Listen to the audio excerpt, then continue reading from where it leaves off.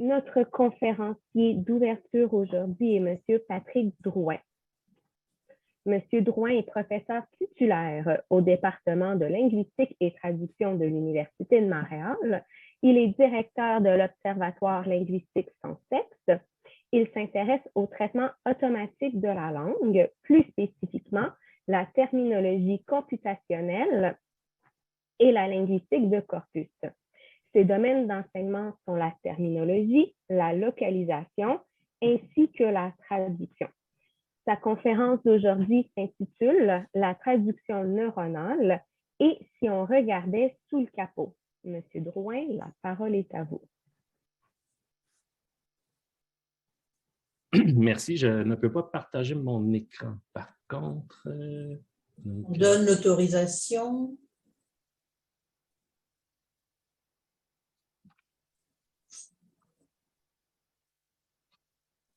Voilà, ça devrait se faire.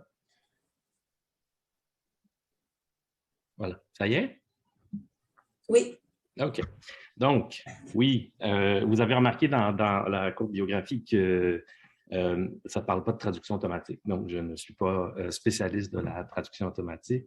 Je m'intéresse à la traductique, mais bon, je suis un peu comme vous, un utilisateur de la traduction automatique neuronale.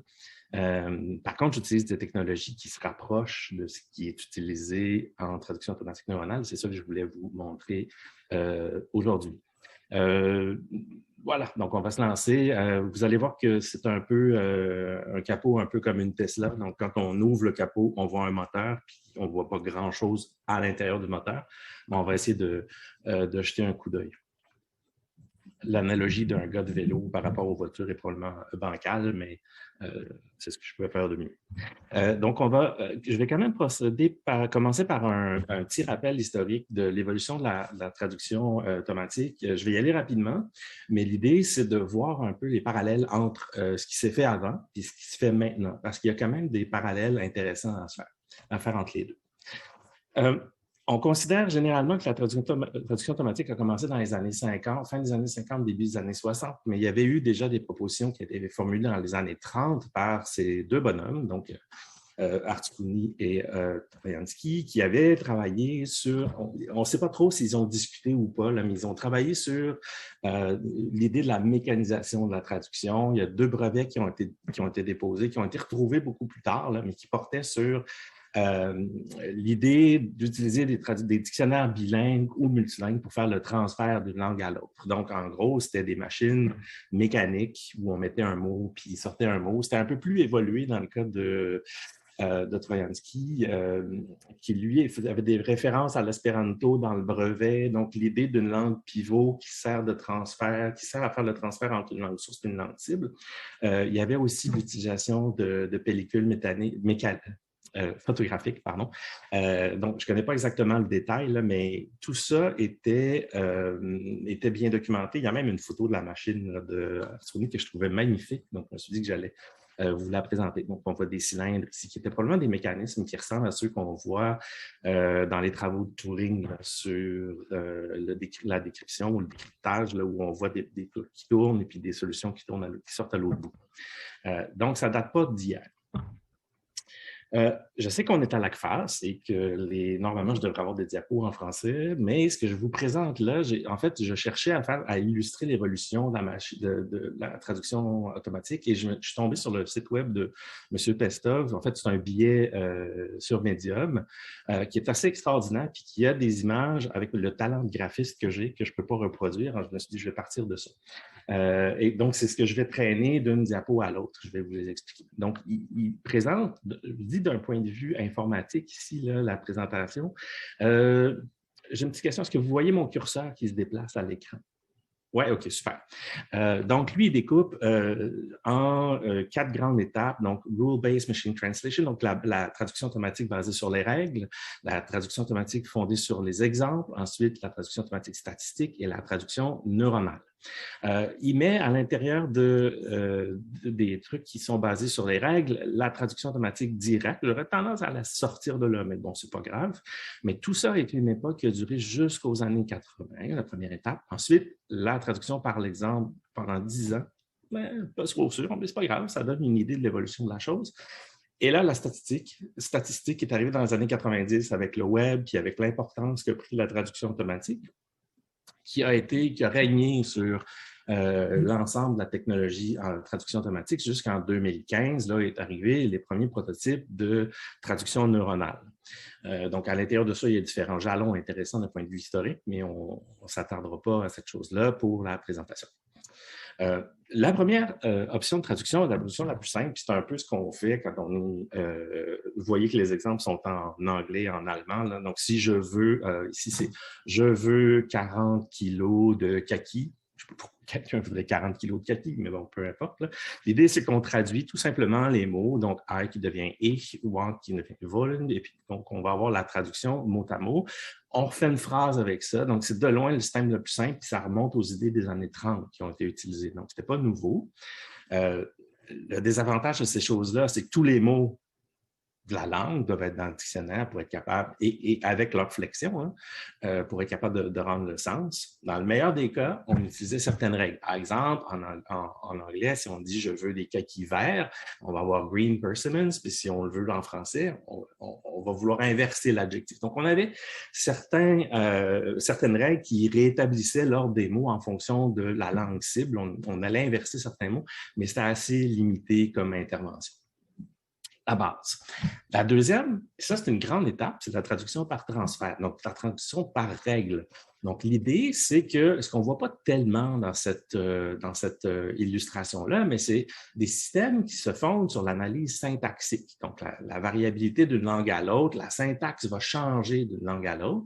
Donc l'idée, c'est qu'on va avoir une grammaire qui va analyser la langue source et une grammaire qui va nous permettre de générer la langue cible. Donc on va reconnaître, par exemple, des syntagmes nominaux dans une langue et on va transférer cette information-là dans une structure qui est celle de la langue cible. Donc, ça, c'est les premières étapes des traductions par transfert. Donc, l'analyse syntaxique, évidemment, c'est meilleur que du mot par mot parce que ça permet d'avoir une idée de la fonction du mot. Donc, si je tombe sur le mot « porte » en français, je suis capable de savoir si c'est un nom ou si c'est un verbe. Et en fonction de ça, je vais le traduire différemment. Donc, ça lève une certaine partie des ambiguïtés de surface. Il y a eu certains systèmes, bon, là, ce que ça prend, c'est que ça prend une grammaire de l'anglais, une grammaire de l'allemand, une grammaire du français, et je dois lier ces grammaires-là. Si je veux partir d'une autre source, de l'espagnol, ben, là, il faut que je refasse tous les couplages de l'espagnol vers l'anglais, le français, l'allemand et compagnie. Donc, on est arrivé à une représentation intermédiaire où on allait représenter la syntaxe et un peu essayer de représenter le sens. Donc, ça a été la traduction par interlangue, une interlangue artificielle ou non.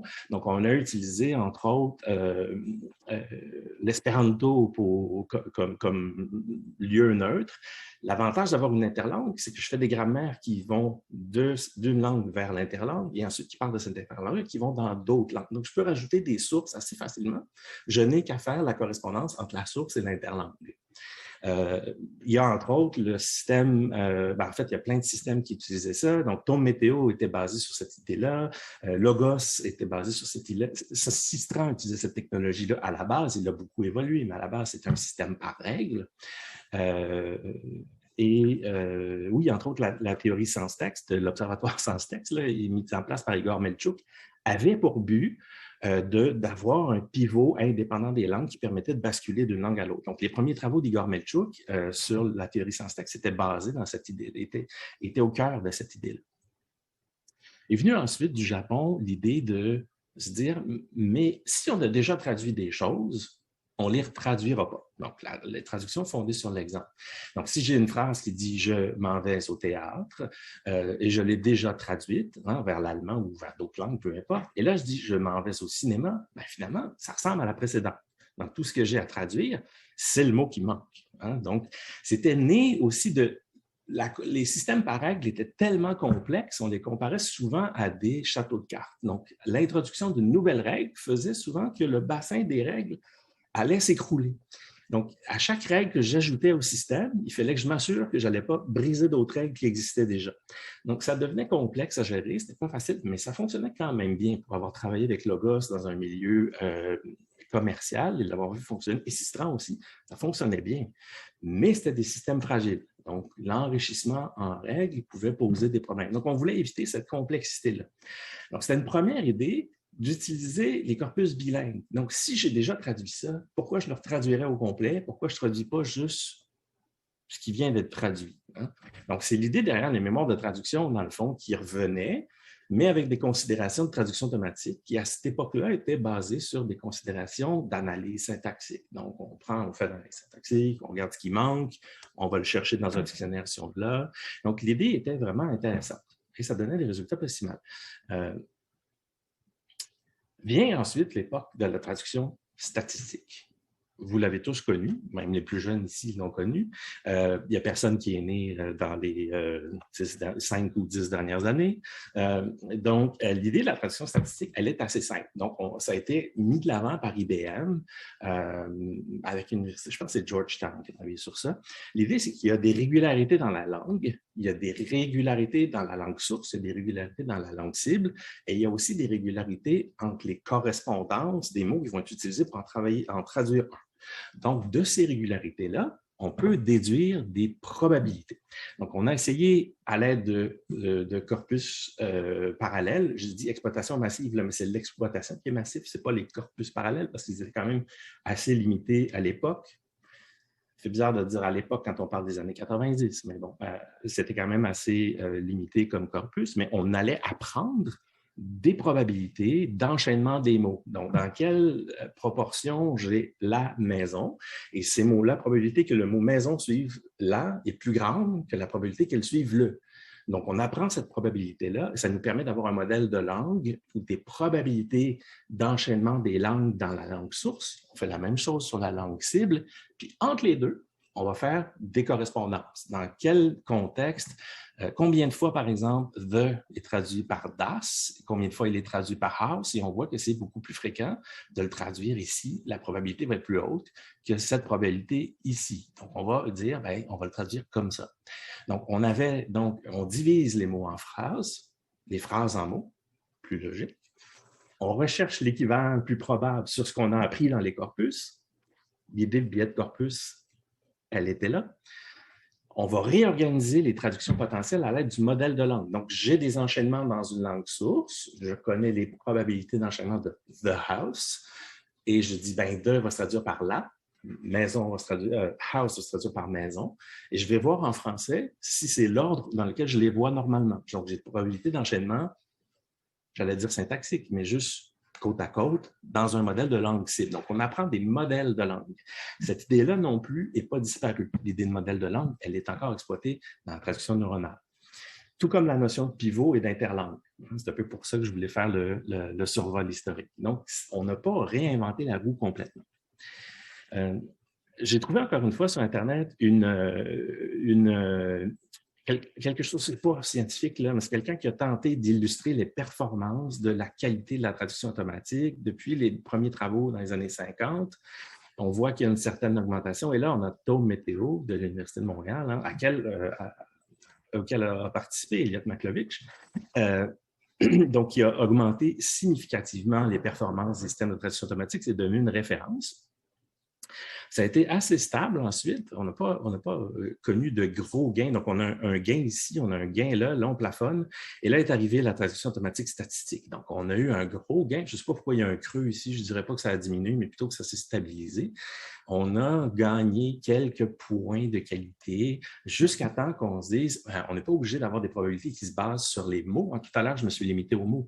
Mais la traduction automatique statistique s'est portée aussi sur les enchaînements de mots, donc sur des syntagmes. En fait, c'était plus des couples et des triplets. Donc, on pouvait essayer de traduire des triplets. Et c'est ce qui donnait le caractère un peu étrange de la traduction automatique statistique où les mots s'enchaînaient bien, 2, 3 ensemble, puis tout à coup, on avait une rupture, puis on avait un autre bout de phrase qui était un peu étrange, qui n'allait pas être le premier, c'est parce que ça fonctionnait par triplet. Donc, le phrase-based, c'était justement la traduction par unité plus longue. Et là, on a eu une augmentation de la traduction. La traduction était plus fluide. Okay, donc, on a augmenté légèrement, pas beaucoup, ça plafonnait. Et là, tout à coup, est arrivée la traduction neuronale. Et là, on a une augmentation impressionnante de qualité. Je ne suis pas sûr que ce graphique-là est valable parce qu'on dirait que l'augmentation la traduction neuronale est constante, j'ai l'impression qu'on va observer un plafond, encore une fois, comme on l'a observé avec les autres. Donc, on a eu un bond avec la traduction neuronale. Je ne suis pas sûr qu'on soit en croissance constante, par exemple, d'un point de vue de la qualité. Ça, c'est ma vision. Ça peut être faux aussi. Donc, la traduction neuronale, on va représenter souvent cette chose-là. Donc, on parle de traduction neuronale profonde, donc le deep neural machine translation, parce qu'il y a plusieurs couches de neurones entre une couche d'entrée et une couche de sortie. Donc, on a une couche de neurones qui est en entrée, une couche de neurones qui est en sortie. Donc, ici, on va mettre le texte à traduire. Là, on va avoir le texte en sortie. Et entre les deux, il y a de la sorcellerie. La sorcellerie, elle est plus ou moins profonde en fonction du nombre de couches qu'on va avoir. Donc, on dit qu'elle est profonde parce qu'il y a plus qu'une couche. Donc, si on se limitait à ça, puis avec directement une sortie, qui est d'ailleurs une technologie qui est utilisée par Word2Vec, qu'on va voir tout à l'heure, qui fonctionne assez bien pour certaines choses, on parle de réseaux de neurones peu profonds. Mais dans ce cas-là, pour la traduction automatique, on est dans des réseaux de neurones, plusieurs couches de réseaux de neurones. Je ne sais pas combien on en est rendu, mais il y en a plusieurs. Et l'idée, c'est d'essayer de voir qu'est-ce qu'il y a ici. C'est quoi l'entrée? On va aller voir quelle forme ça prend. On va essayer de voir quelle forme ça prend. Donc, si on le regarde comme ça, on a une phrase qui est à traduire encore une fois, « Je veux des kakis », puis on va le traduire vers l'allemand. Bien, le « I » va être traduit sous forme de réseau de neurones. L'idée, c'est d'aller voir c'est quoi ça. Qu'est-ce que c'est que ce machin-là? Et plus particulièrement, qu'est-ce qui peut alimenter un neurone? Donc, on va essayer de voir quel genre d'informations il y a dans ça. Donc, pour ça, il faut comprendre ce que c'est que l'apprentissage profond et comment ce réseau-là fonctionne. Donc, on va le voir de gauche à droite. Enfin, l'idée de l'apprentissage automatique, il ne faut pas se leurrer, c'est une technique statistique. On parle de neurones, mais les neurones, ce sont des fonctions mathématiques qui ont pour but d'évaluer des probabilités. Donc, la traduction automatique neuronale, c'est une forme de traduction automatique statistique. On n'est pas sorti de l'époque de la traduction statistique, on est en plein dedans. Okay? On manipule encore le même genre d'information, mais on le manipule avec d'autres techniques qui apprennent. Donc, l'idée de l'apprentissage profond, c'est que c'est un apprentissage automatique qui se fait en couches successives. On appelle ça un apprentissage hiérarchique. Les couches de neurones ont pour but d'apprendre des représentations de plus en plus complexes. Si on se remet dans le cas, par exemple, c'est utilisé beaucoup pour la reconnaissance d'images. Donc, si on veut reconnaître l'image d'un chat, les premières couches de neurones vont avoir comme fonction de reconnaître des formes. Donc, on va reconnaître, par exemple, un rond qui pourrait être la tête. On va ensuite essayer la seconde couche de neurones pour avoir comme fonction d'identifier des parties de cette chose-là. Donc, on va identifier des cercles ou des ovales qui pourraient être les yeux, des triangles qui pourraient être les oreilles. Ensuite, la troisième couche, elle va rajouter des détails. Donc, on va procéder comme ça de façon graduelle pour aller identifier les pupilles, les moustaches, la couleur du pelage, la queue. Donc, on va apprendre des représentations de plus en plus complexes. On n'apprend pas ce que c'est qu'un chat, on apprend des mathématiques. De toute façon, il n'y a personne qui comprend comment ça fonctionne, ces petites bêtes-là. Donc, la notion de représentation va être traduite en termes mathématiques. On va représenter ça sous forme de vecteurs de nombres réels. Ce n'est pas très joli. Mais les représentations sont des représentations purement numériques. Les vecteurs vont être calculés, il faut revenir à votre algèbre linéaire si vous en avez fait, un vecteur étant une droite, donc les nombres réels vont permettre de tracer un vecteur dans un espace. On a fonctionné en 2 dimensions. L'apprentissage profond utilise plus de dimensions que ça. Par exemple, pour les tests que je vais faire aujourd'hui, que je vais vous montrer que j'ai fait, on fonctionne dans un espace à 300 dimensions. On peut ensuite reprendre. Essayez pas d'imaginer, ce n'est pas possible. Quand on arrête d'imaginer, ça va mieux que quand on essaie. Ensuite, on peut prendre ces représentations-là dans un espace à 300 dimensions, puis on peut les projeter sur un espace à 2 dimensions. Et c'est grâce à ça que je vais vous montrer des graphiques aujourd'hui. Comment on le fait? Je ne le sais pas. Les mathématiciens pourraient vous l'expliquer. Tout ce que je sais, c'est qu'il y a des outils qui le font et je les ai utilisés. Le premier type d'information qu'on va mettre dans les neurones, un type d'information, c'est la représentation lexicale, donc les plongements de mots. Donc, on va essayer de capturer l'information qu'il y a dans les formes. Donc, vous allez voir que j'utilise des outils qui sont assez vieux. Déjà 2013, c'est pas jeune, une technique qui s'appelle Word2Vec. qui en fait, c'est des mots vers les vecteurs, c'est ça l'idée. J'ai exploité ça avec un corpus français. J'ai pris un corpus que j'avais sous la main qui parlait d'environnement, Panacea, qui compte 47 millions de mots en français, 50 millions de mots en anglais. C'est sur ça que j'ai fait, pas des mots, mais des occurrences, hein, donc des mots graphiques séparés. Je ne l'ai pas lématisé, rien, je l'ai juste mis dans la machine et j'ai regardé ce qui est sorti. Donc, ça parle du domaine de l'environnement et l'idée, c'est d'essayer de représenter le sens des mots. Word2Vec a ça comme idée. On s'entend que le sens est avec des gros guillemets. Là. Donc, il va apprendre des représentations qu'il va traduire sous forme de vecteurs. Puis, on va pouvoir prendre ces vecteurs-là, puis ensuite trouver les voisins sémantiques. La beauté des vecteurs de Word2Vec, c'est que ça permet de faire des approximations sémantiques sur des vecteurs qui viennent, elles, d'un corpus. Ça a l'air simple, ça l'est, mais derrière, c'est de la sorcellerie. Donc, d'un point de vue linguistique, l'algorithme exploite le concept d'analyse distributionnelle qui veut que des mots qui partagent des sens communs ou des contextes similaires vont avoir des sens communs. Donc, on va retrouver, par exemple, souvent autour du verbe injecter, on va avoir souvent comme sujet médecin, infirmière, infirmier, personnel soignant. Puis, de l'autre côté, comme objet, on va avoir ce qui est injecté, un vaccin, une dose. Je m'excuse pour mes exemples inspirés de la COVID, mais ça vient spontanément à peu près à tout le monde présentement. Mais donc, l'idée, c'est que ces mots-là partagent des contextes communs, donc ils doivent avoir des choses en commun. Donc, la part de Word2Vec se situe ici. Hein, c'est une représentation du sens des mots, donc on va essayer d'avoir une approximation de tout ça. De quoi ça a l'air? Ben, j'ai fait un apprentissage sur Panacea et je lui ai demandé le vecteur du mot Canada. Vous allez voir, il y a 6 colonnes, il devrait y avoir 50 rangées, je ne l'ai pas compté, mais un vecteur à 300 dimensions qu'on peut représenter dans l'espace. Ça ne donne rien. Mais avec ça, l'idée, c'est qu'on peut faire des calculs algébriques. Je peux dire lequel vecteur est le plus proche de l'autre. Et ça se mesure avec un cosinus. Donc, l'angle entre deux vecteurs va varier. Et encore une fois, il y a un outil qui fait ça. Je lui dis, c'est quoi les mots les plus similaires à Canada dans le corpus? Et il va me dire ontarien, canadien, Québec, Ottawa, canadienne, Aircan, je ne sais pas ce que c'est, je n'ai pas cherché, canadienne, INC, Alberta. Vous voyez qu'il y a une hiérarchie. Donc, ça, c'est le plus similaire. Ça, c'est le moins similaire parce qu'on a calculé l'angle du cosinus. Donc, des mots qui sont très semblables vont avoir vont avoir une valeur de cosinus qui est à 1. Et plus on s'éloigne, plus la valeur de cosinus va baisser. Donc, c'est ce qui nous permet de voir comment les mots sont proches. C'est le fun. On peut mettre ça sur une carte. C'est là que ça devient intéressant. Donc, j'ai demandé à un algorithme de prendre mes vecteurs et d'aller chercher des mots voisins pour le mot Canada. Donc, le mot Canada, il est ici. Il me l'a projeté dans l'espace. Donc, vous allez voir, il est entouré des mots qu'on a vus comme étant les voisins les plus proches. Ottawa, Québec, Canadien, Canadienne. Il y a d'autres groupes qui sont créés par l'algorithme. On voit ici Manitoba, Saskatchewan, Alberta. C'est quand même drôle parce que c'est les provinces de l'Ouest qui sont regroupées. Il nous manque la Colombie-Britannique.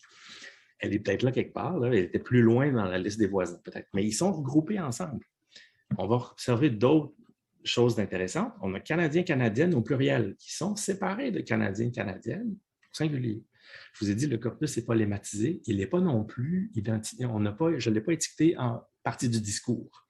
Donc, c'est possible qu'il y ait ici des noms, là des adjectifs. C'est pour ça qu'ils sont distincts.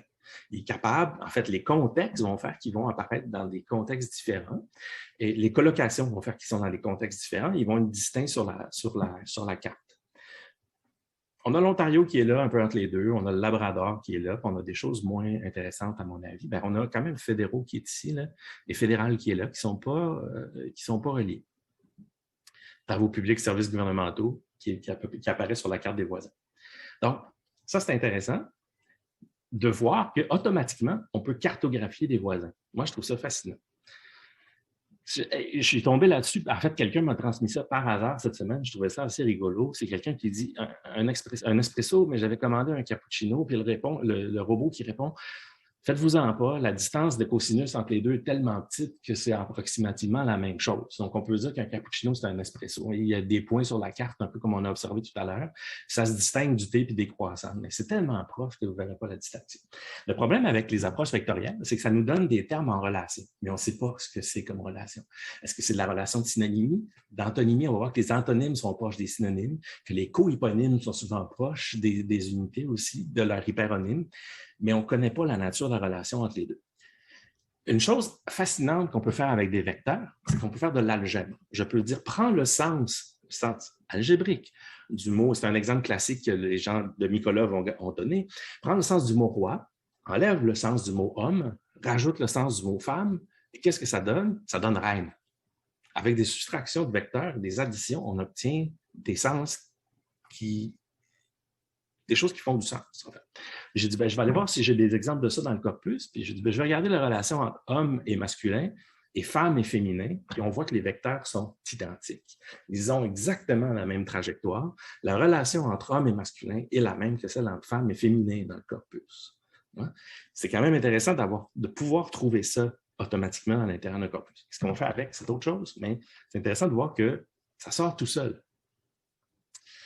Donc, je suis retourné dans le corpus et là, j'ai dit, écoutez, donnez-moi des cartes pour le mot climat. Et là, je suis allé voir, j'ai projeté certains des voisins dans l'espace à 2 dimensions pour voir qu'est-ce que ça allait regrouper. On voit ici qu'il va regrouper des adjectifs. On a lentement, rapidement, vite, lentement, rapidement, qui sont liés automatiquement. On a de l'autre côté virus, bactéries, maladies, qui sont... le lien n'est pas idiot, hein? On a averse au pluriel, on a pluie, on a pêcher et pêche qui sont regroupés. Par contre, on a pêcheur qui est quelque part tout seul, qui est ici. Il n'est pas relié à pêche, je ne sais pas pourquoi. Puis on a des liens entre potable, pollué, là, qui sont intéressants. Donc, il y a différents liens qui sont créés entre hausse et baisse. Ça, je trouve ça fascinant. On trouve automatiquement des antonymes. Maintenant, on peut aller voir qu'est-ce qu'on fait. J'ai soumis le corpus en anglais pour voir qu'est-ce qu'on peut trouver. Mais on va trouver un peu la même chose. Donc, on a quickly, slowly, fast, slow, quick qui sont reliés. On va avoir rain, rainfall, snowfall qui sont ensemble. On va avoir rise, decrease, increase, puis on a tide qui est là, la marée qui monte et qui descend. C'est quoi la relation de ces choses-là? Elle n'est pas la même qu'entre les autres qu'on observe ici, mais il y a une relation sémantique intéressante. Fishing et fishermen qui sont là. Donc, en anglais, on va les relier, pas en français, mais on va les relier. Donc, on observe un peu le même genre de relation sur la carte en anglais que sur la carte en français. Donc, on est capable de dégager des virus disease qui sont là, donc des choses on est capable de dégager des relations qui ressemblent à celles qu'on a vues en français, automatiquement. Ah oui, pollué, hein, bactéries, puis drinkable, pas mal. Moi, ça me fascine qu'on peut sortir de là. Donc, ça, c'est juste sur les mots. Maintenant, l'idée, c'est de dire, oui, mais les systèmes de traduction automatique, ils connaissent la langue. Ils sont capables d'apprendre la langue. Ils sont capables d'apprendre une langue source, ils sont capables d'apprendre une langue cible. Donc, j'ai fait des exercices qui vont toucher plus que les mots. Donc, on a un neurone où on peut mettre de l'information lexicale, comme on a vu. Donc, le neurone, ça va être des plongements de mots. Un autre, ça va être le contexte. Un autre, ça va être l'information syntaxique. L'autre, l'information morphologique. Puis avec ça, on est capable de construire un modèle de langue. Vous remarquerez que c'est ça qui sert de pivot. Hein? On en revient à la notion d'interlangue. L'interlangue se fait par les réseaux de neurones, par des représentations de haut niveau qui sont capturées ou saisies ou apprises, c'est plus apprises, par des réseaux de neurones. Petit texte. Si vous êtes capable, le temps passe vite, là, mais est-ce que quelqu'un est capable de me reconnaître l'auteur de ce texte-là? J'ai la fenêtre de clavardage ouverte, si jamais vous pouvez. L'auteur est québécois. Il y a une grande... René Lévesque? Non. Je ne sais pas. Il est encore vivant. Il sévit toujours. Je vais vous donner la réponse. L'idée, c'est que c'est Mathieu Botte-Côté. Alors, qui est Mathieu Botte-Côté? Mathieu Botte-Côté est un automate, une intelligence artificielle à qui on a appris, mon collègue Michael Dow et moi, à écrire comme Mathieu Botte-Côté. Alors, comment on a fait ça? Mathieu Botte-Côté, qui est un chroniqueur, certains diraient polémiste, là, au Journal de Montréal, qui écrit sur le système, sur le nationalisme, la philosophie, plein de trucs. En fait, c'est un sociologue. Donc, Mathieu Botte-Côté, comment on a fait ça? Bien, on a pris un modèle de langue qui s'appelle GPT-2. On est déjà rendu à GPT-3, mais je ne suis pas capable de le faire tourner. Je n'ai pas le matériel pour le faire. On a aspiré les chroniques de Mathieu Botte-Côté. Il ne faut pas lui dire, là, 1 600 000 mots. Puis, on voulait voir ce que le modèle apprend. Donc, c'est un modèle, GPT-2 date de 2019. C'est vieux. Et là, on va regarder. L'idée, c'est de vous montrer comment un modèle de langue va apprendre. L'idée, c'est que le système de traduction automatique apprend de la même façon. Il va apprendre la langue source, il va apprendre la langue cible en même temps. Là, on va se concentrer juste sur la langue source pour voir qu'est-ce qu'il est capable d'apprendre. Donc, j'ai fait une première sortie sur le système de neurones en disant, je commence, je te donne une phrase. La façon dont on peut utiliser un système de génération automatique de texte comme ça, qui apprend sur un corpus, c'est de lui donner une amorce. Alors, je lui dis, je ne sais pas ce que pense l'avocat de cette mayonnaise, et je lui ai demandé de compléter la phrase. Il la complète en mettant un point. Et là, il fait du bruit avec sa bouche. Hein? Paysaillant, donc je caresse, pas si passe la grâce à leur porteur. Donc, il a l'air de connaître un peu le français, mais pas beaucoup, puis d'être un petit peu mêlé dans plein de choses. Hein? Sympathité. Donc, je ne sais pas où il a appris ça, mais c'est dans le moteur en partant, sans apprentissage. Là, j'ai lancé l'apprentissage. C'est un peu comme la traduction automatique qu'on peut alimenter avec nos propres textes. Donc là, je lui dis « Apprends sur Mathieu Bock-Côté ». Et là, il fait des itérations pour apprendre. Donc, après 1000 itérations, il est rendu avec ça. Je ne sais pas ce que pense l'avocat de cette mayonnaise. Il met encore un point, puis il me dit c'est avec un gigulton canadien. Il devrait le manteau de Sagat, un jour, le même le droit politiste. Donc, ce qui est intéressant, c'est qu'il commence à apprendre. On voit canadien, on voit cabinet, on voit loi 76, on voit québécois. On voit des choses qui ne sont pas des mots. Politiciste, il a quand même appris la morphologie. Hein? Il est en train d'essayer de créer des mots. Il se trompe. Avec Prince et Méquin, mais il commence à manipuler la morphologie un peu du français. Après 2000 itérations, c'est quand même déjà mieux. Je ne sais pas ce que pense l'avocat de cette mayonnaise, virgule, je n'ai pas d'avoir assuré la pouvoir auquel il aurait conservé l'échec de ses hommes. Donc, ce qui est intéressant ici, le déterminant, ça ne compte pas avec le nom. Intéressant. Il aurait conservé, il ne met pas de participe passé. Homme, on se rapproche du français peut-être. Les traditions sacrées, ce n'est pas accordé avec sacré. Mettra, il manque la double consonne, mais il l'a appris. Pourquoi? C'est parce que les réseaux de neurones ne fonctionnent pas avec des mots. Tout à l'heure, je vous parlais de plongement de mots. Eux, ils fonctionnent avec des lettres. Ils vont apprendre lettre par lettre. Ils apprennent, les systèmes de traduction automatique neuronale fonctionnent sur des lettres et pas sur des mots. Donc, ça, je ne sais pas ce qu'il a appris et d'où ça vient, mais c'était dans le texte. Ici, ça, je trouvais ça intéressant. Je ne sais pas ce que c'est exactement. Mais ce qui me fascinait, c'est qu'il sait que quand on commence une phrase par sommes-nous, il faut la finir par un point d'interrogation. Il a déjà commencé à apprendre certaines choses. Après 3000 itérations, c'est déjà plus intéressant. Je ne sais pas ce que pense l'avocat de cette mayonnaise. En congédié par la Révolution tranquille, on voit la thématique qui s'installe. Distancé, ça respecte la morphologie française. C'est pas bon, mais crétinienne, pas mal. Indemnible, sans égard. Ah, tiens, il manque le D. Pourquoi? Parce qu'il fonctionne lettre par lettre. Encore une fois, il est en train d'apprendre. Le mot de péritora est pas mal. Et il a fait un adjectif, il a fait un verbe avec Jean-François Lisée. Je trouvais ça quand même assez fascinant. Donc, il apprend ces choses-là. Après 5000 itérations, je vais sauter, là, on ne passera pas 1000 par 1000 parce que ça va être long. Mais vous voyez ici, il ressort de l'anglais encore. Ici, il a fait, là, je suis incapable de le prononcer, mais il s'essaie encore à la morphologie, il n'est pas toujours heureux.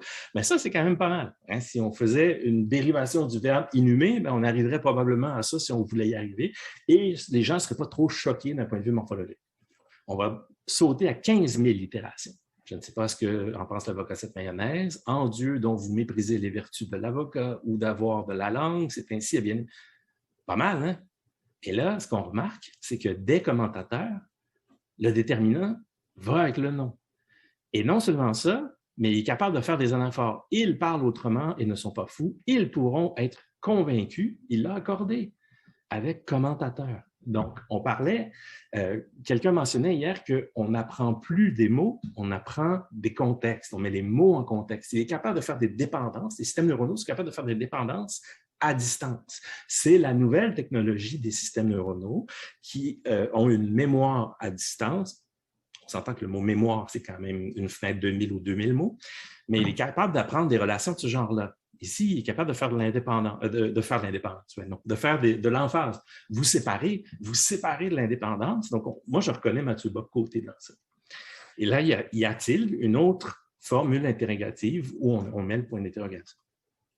30 000 itérations, il n'y a pas grand-chose à dire. 50 000, pas grand-chose à dire parce que je pense que ça a de l'allure. Je ne sais pas ce que pense l'avocat de cette mayonnaise. On convient encore des uns et des autres de voir qu'il est politiquement un jeune homme ou une femme qui se jette à l'un d'autre.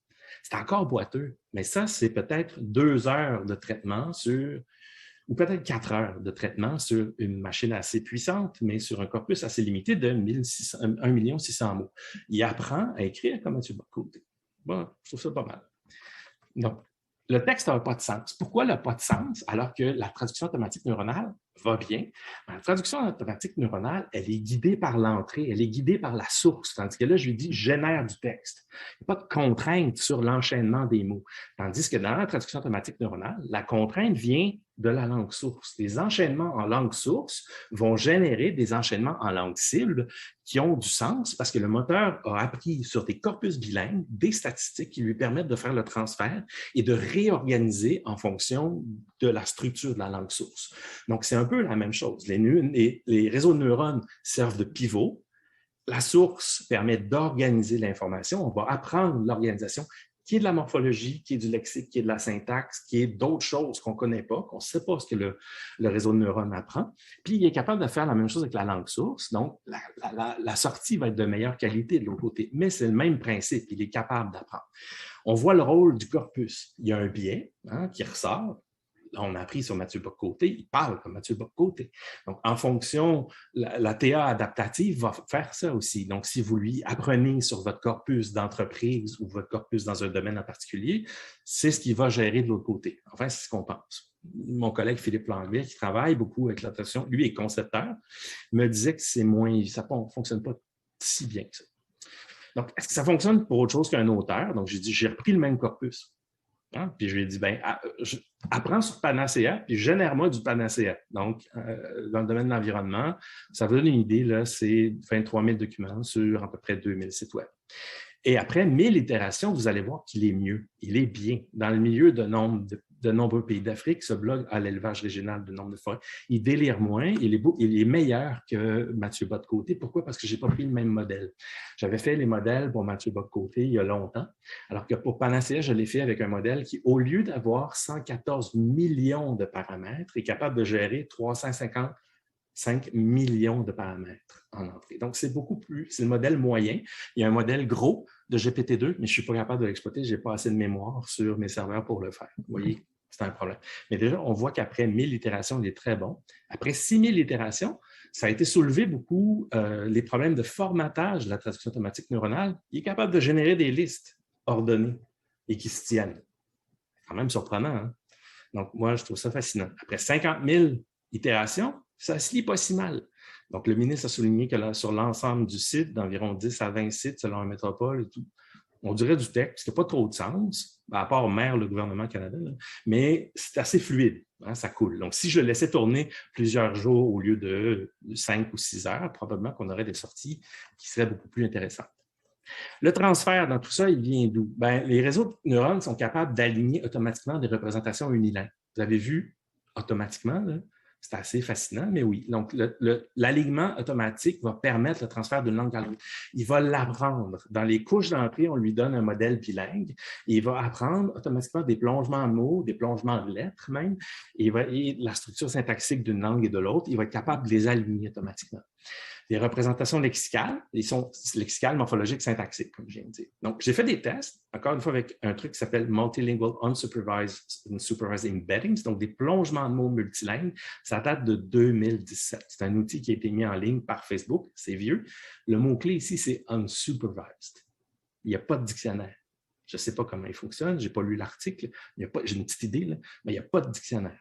Et qu'est-ce qu'il est capable de faire? Vous vous souvenez de ma carte pour le source et la cible, donc mes tests sur Panacea en français, mes plongements en français, mes plongements en anglais. Donc, l'idée, c'est que j'ai quickly, slowly ici, fast et quick. Je veux les aligner automatiquement avec rapidement, lentement. Donc, je veux que le système soit capable de prendre les 300 dimensions et de mettre ces mots-là ensemble. Je veux qu'ils mettent solaire et vent ici en relation avec solar and wind, hausse et baisse avec rise et increase, decrease. Donc, ils prennent l'espace à 300 dimensions, qu'ils fassent des rotations de façon à aligner ces choses-là et les mettre ensemble. Je les ai mis dedans et regardez ce qui est sorti. Moi, ça me scie. Donc, il est capable de relier solaire, solar, wind et vent. Il va mettre ici ensemble averse, averse au pluriel, pluie, rainfall, rain, snowfall. Il a mis quickly, rapidement, vite, slowly, lentement, fast and slow ensemble. Il va mettre pollueur et polluter ensemble, fisherman, fishing, pêche, pêcher ensemble. Donc, il est capable de mettre sustainable, durable, potable, drinkable, pollué, pollute. Il y a toujours pêcheur qui traîne tout seul dans son coin. Il n'est pas capable de relier cette chose-là, mais il a fait ça automatiquement, sans dictionnaire. Il est capable de partir des plongements de mots et de faire des liens. Donc, l'idée, c'est de voir que ici, là, cette couche-là, elle est hyper riche. C'est entre autres des plongements bilingues qui vont entrer en considération. Donc, petite réflexion sur les défis qui nous attendent. Donc, l'idée, c'était de vous montrer un peu sous le capot, mais il y a des limites à ce qu'on peut voir sous le capot, mais vous avez vu un peu l'apprentissage de la langue dans une langue. C'est la même chose pour les deux langues et l'apprentissage des connaissances sur le lexique. Donc, les défis, c'est que la puissance de calcul nécessaire est importante. J'ai un bon serveur avec une bonne carte graphique, je ne suis pas capable d'utiliser les modèles les plus récents. C'est impossible. Je n'ai pas la puissance de calcul nécessaire. La quantité de données nécessaire, elle est illimitée. Puis le problème, c'est que la quantité de données propres, elle est limitée. On n'arrive pas à faire des calculs, à trouver assez d'informations.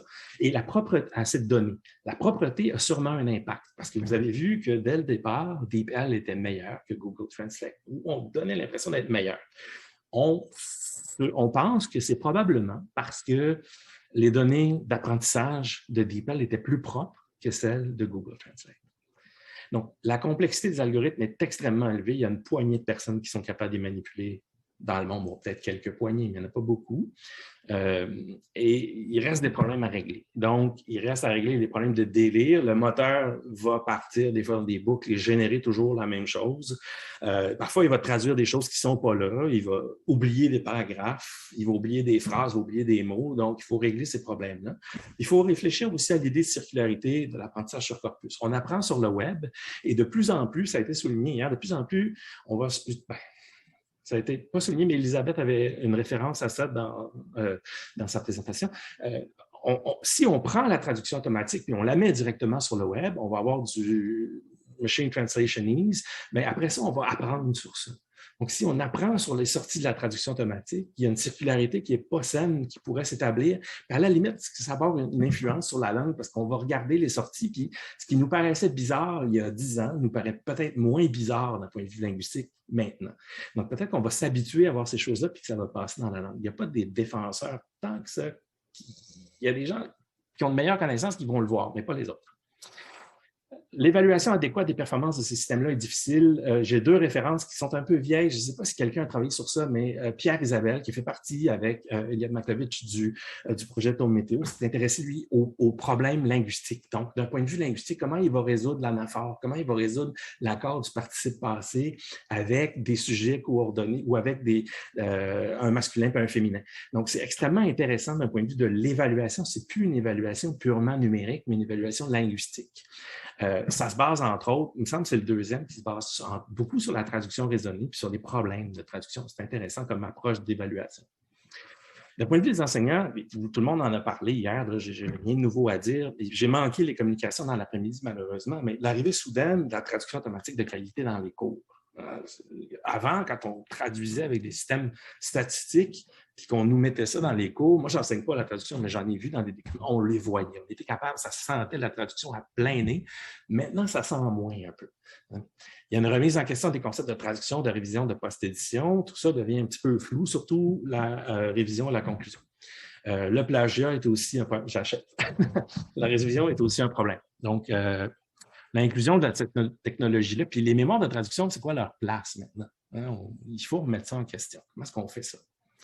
Pour les étudiants, apprendre à traduire, ce n'est pas évident. La page blanche est moins intéressante qu'elle l'était avant. On est moins motivé à traduire. Il y a disponibilité de ces outils-là directement dans O365.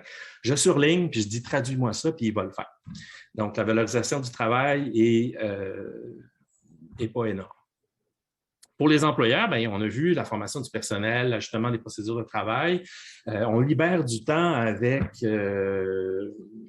la traduction automatique. On le met où? Dans la révision ou dans la traduction? Surtout, ce point-là est important. J'achève pour vrai. La dépendance à un outil particulier. Donc, quand vous faites de la traduction automatique, vous nourrissez un moteur de traduction automatique. Il va apprendre. Quand il y a une nouvelle version, il faut qu'il réapprenne. Il n'y a rien qui garantit.